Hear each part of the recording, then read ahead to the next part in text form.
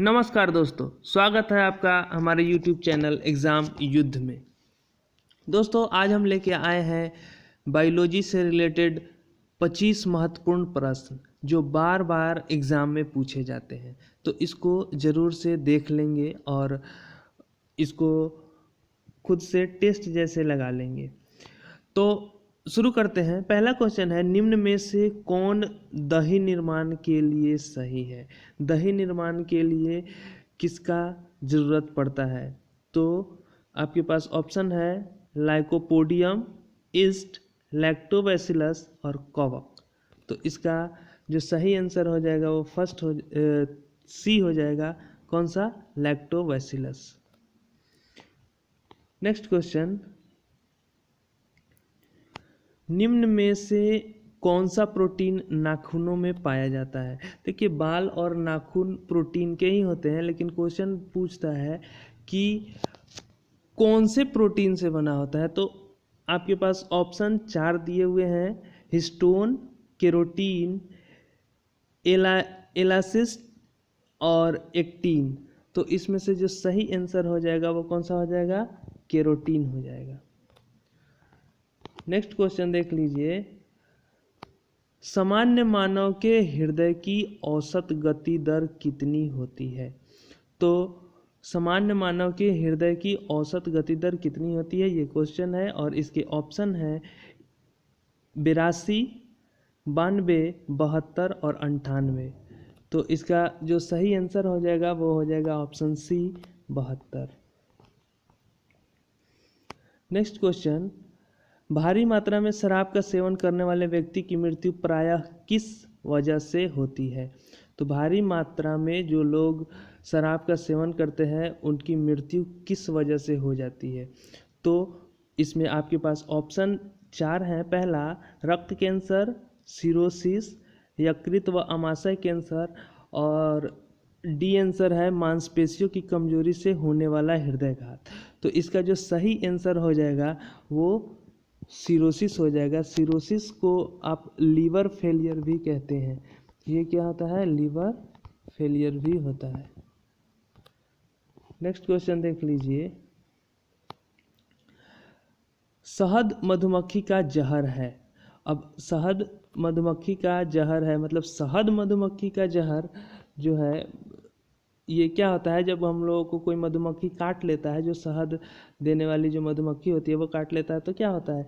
फूल जाता है। तो वो फूल जाता है, वो क्यों फूलता है? वो उसमें एक जहर रहता है उसके चलते। अब कह रहा है क्वेश्चन कि वो जहर जो रहता है वो कैसा रहता है? अम्लीय रहता है, क्षारीय रहता है, नमकीन रहता है या फिर प्रोटीन युक्त रहता है? क्या रहता है? तो इसका जो सही आंसर हो जाएगा वो हो जाएगा अम्लीय रहता है। वो कैसा रहता है? एसिडिक रहता है। नेक्स्ट क्वेश्चन देख लीजिए, सर्वाधिक जैविक क्षति किसके द्वारा होती है? आपके पास ऑप्शन है X rays, gamma rays, beta rays और अल्फा रेज। तो किसके द्वारा होती है? तो ये होती है गामा रेज के द्वारा। नेक्स्ट क्वेश्चन देख लीजिए, एंजाइम के प्रोटीन युक्त भाग को क्या कहते हैं? एंजाइम के प्रोटीन युक्त भाग को क्या कहते हैं? तो ये क्या कहते हैं? Apo enzyme. इसका आंसर सी सही हो जाएगा, एपो एंजाइम। नेक्स्ट है, क्रिसमस कारक शामिल होता है। क्रिसमस कारक किस में शामिल होता है? तो ये पहला ऑप्शन है रक्त जमाव में, दूसरा ऑप्शन है उत्सर्जन में, तीसरा पाचन में और चौथा श्वसन में। तो ये किस में होता है? तो ऑप्शन ए सही हो जाएगा, रक्त जमाव में। नेक्स्ट क्वेश्चन देख लेते हैं, किस औषधि का उपयोग तनाव निवारक दवा के रूप में होता है? तनाव निवारक दवा के रूप में किसका होता है?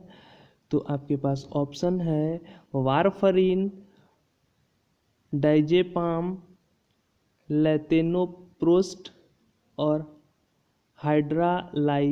हाइड्रालाजाइन।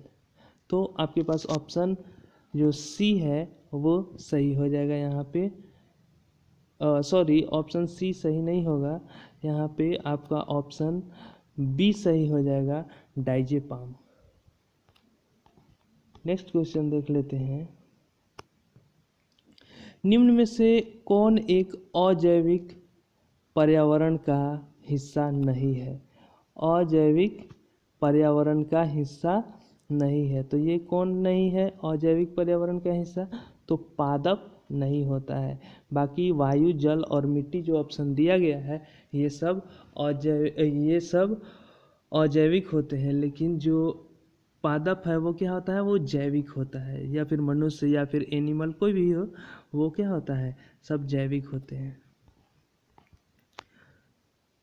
नेक्स्ट क्वेश्चन, एनाल्जेसिक क्या है? एनाल्जेसिक क्या है?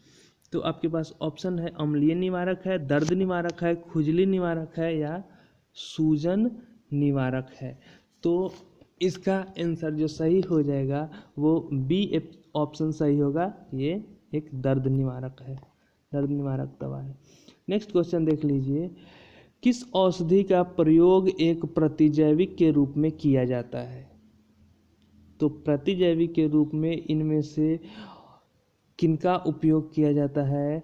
तो ये किया जाता है ऑप्शन सी, एजिथ्रोमाइसिन। नेक्स्ट, इनमें से सबसे छोटा पक्षी कौन है? ये आप लोगों को पता होगा, इनमें से सबसे छोटा पक्षी कौन है? कबूतर, तोता, हमिंग बर्ड और घरेलू गौरैया। तो इसमें ऑप्शन सी सही हो जाएगा, हमिंग बर्ड। और हमिंग बर्ड के बारे में एक और चीज़ है कि ये एक ऐसा पक्षी है जो उल्टा भी उड़ सकता है। बाकी सारे पक्षी सीधा उड़ते हैं, मतलब सिर जिधर सिर रहता है उनका गति उसी तरफ रहता है, लेकिन जो हमिंग बर्ड है वो अपने पूंछ के तरफ से भी उड़ सकते हैं, तो इसको याद रखेंगे। नेक्स्ट क्वेश्चन है, कृषि विज्ञान की वह शाखा जो पालतू जानवरों के खाने, रहने, स्वास्थ्य एवं प्रजनन के बारे में बताती है, उसको क्या कहते हैं? पहला ऑप्शन है दूध विज्ञान, दूसरा पशु चिकित्सक विज्ञान, तीसरा मुर्गी पालन और चौथा पशुपालन। तो इसका ऑप्शन क्या हो जाएगा? पशु चिकित्सा विज्ञान, पशु चिकित्सा विज्ञान हो जाएगा। नेक्स्ट देख लेते हैं, निम्न में से फफूंदी द्वारा किसका उत्पादन होता है? फफूंदी द्वारा किसका उत्पादन होता है? आपके पास ऑप्शन है क्लोरोफॉर्म, ग्लिसरीन, पेनिसिलिन और क्विनोन। तो ये किसका होता है? तो होता है ये पेनिसिलिन का। नेक्स्ट क्वेश्चन देख लेते हैं। नेक्स्ट क्वेश्चन कहता है, निकेल धातु से कौन सा रोग होता है? निकेल धातु से कौन सा रोग होता है? ऑप्शन है itai itai, option B dermatitis, option C learning disability और ऑप्शन डी दमा। तो ये होता है कौन सा? डर्मेटाइटिस होता है। डर्मेटाइटिस एक बीमारी है जिसमें हाथ की या फिर पैर की उंगली टेढ़ी हो जाती है, तो इसको ध्यान में रखेंगे। निकेल से कौन सी बीमारी होती है? डर्मेटाइटिस। अब नेक्स्ट क्वेश्चन देखेंगे, 17 नंबर क्वेश्चन, तंबाकू में उपस्थित कौन सा घटक मनुष्य के उपयोग के लिए हानिकारक है? तो तंबाकू में क्या रहता है? तंबाकू में क्या रहता है? निकोटीन रहता है। आपके पास ऑप्शन दिया हुआ है मॉर्फिन, निकोटीन, हीरोइन और इसमें से कोई नहीं। तो जो हानिकारक तो हीरोइन भी है, मॉर्फिन भी है, लेकिन जो निकोटीन है वो क्या है? वो तंबाकू में रहता है। तो क्वेश्चन को समझेंगे कि तंबाकू में उपस्थित कौन सा घटक, तो तंबाकू में क्या रहता है? निकोटीन रहता है, तो इसको ध्यान में रखेंगे। नेक्स्ट क्वेश्चन देख लीजिए, रेडियोधर्मी स्ट्रोंटियम 1990 से होता है। क्वेश्चन, रेडियोधर्मी स्ट्रोंटियम 90 से क्या होता है? तो इसमें आपके पास ऑप्शन दिया हुआ है मस्तिष्क कैंसर, त्वचा कैंसर, फेफड़ों का कैंसर और हड्डी का कैंसर। तो क्या होता है इसमें? त्वचा कैंसर होता है। नेक्स्ट क्वेश्चन देख लीजिए, निम्न में से कौन सा एक मच्छरों के रोकथाम का जैविक उपचार है? मच्छरों के रोकथाम का जैविक उपचार कौन सा है? आपके पास ऑप्शन है डीडीटी, वेंगुसिया, तेल, मलहम। तो इसमें ऑप्शन ए सही हो जाएगा, डीडीटी। नेक्स्ट क्वेश्चन देख लेते हैं। किसकी क्षति से रक्ताल्पता होता है?